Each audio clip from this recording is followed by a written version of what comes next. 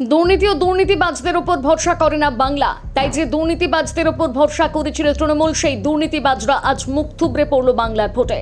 একসাথে হেরে গেল তৃণমূলের 7 জনের মধ্যে 5 দুর্নীতিবাজ প্রার্থী। 17ই মার্চ তৃণমূল কংগ্রেস নিজেদের প্রার্থী তালিকা প্রকাশ করতেই দেখা গেল যাদের ওপর ছিল চুরি দুর্নীতির বিভিন্ন অভিযোগ, এবার তারাই পেলেন তৃণমূলের টিকিট। জানিয়ে দেব কোন কোন কেন্দ্র থেকে কোন দুর্নীতিবাজ হেরে গেল কাদের কাছে। বিধানসভা ক্ষেত্র মেখলিগঞ্জ, এই জায়গা থেকে তৃণমূল প্রার্থী করেছিল পরেশচন্দ্র অধিকারীকে। এই পরেশচন্দ্র অধিকারীর বিরুদ্ধে রয়েছে নিয়োগ দুর্নীতির অভিযোগ, কিন্তু সেখানে 29,500 ভোটে তাকে হারিয়ে দেয় বিজেপি প্রার্থী দধিরাম রায়। আসানসোল উত্তরেও দেখা গিয়েছে একই ছবি। সেখানে আবার রেশন নিয়োগ কিংবা চিটফান্ড নয়, সেখানে আবার কয়লাকাণ্ডে অভিযুক্ত মলয় ঘটককে টিকিট দেওয়া হয়েছে। যদিও মলয় ঘটককে দিন কয়েক আগে আইনমন্ত্রীর পদ থেকে সরিয়ে দেন মুখ্যমন্ত্রী মমতা, তবে বিধানসভায় এবার তার উপরই ভরসা রেখেছিলেন দিদি, কিন্তু বাংলার মানুষ তার উপর ভরসা রাখেনি। সেখানে জিতেছেন বিজেপি প্রার্থী কৃষ্ণেন্দু মুখোপাধ্যায়।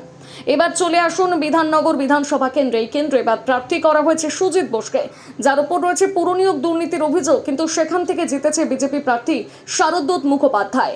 এবারে পোর খাওয়া নেতাদের ছেড়ে চলে আসুন যুব নেতাদের তালিকায়। সেখানে রয়েছে তৃণাঙ্কুর ভট্টাচার্যের নাম। জিটিএ এলাকায় শিক্ষক নিয়োগ দুর্নীতির অভিযোগে তার বিরুদ্ধে করা হয়েছিল অভিযোগ। এবার তার উপর বাজি রেখে দল তাকে নোয়াপাড়া বিধানসভা ক্ষেত্রে প্রার্থী করেছে।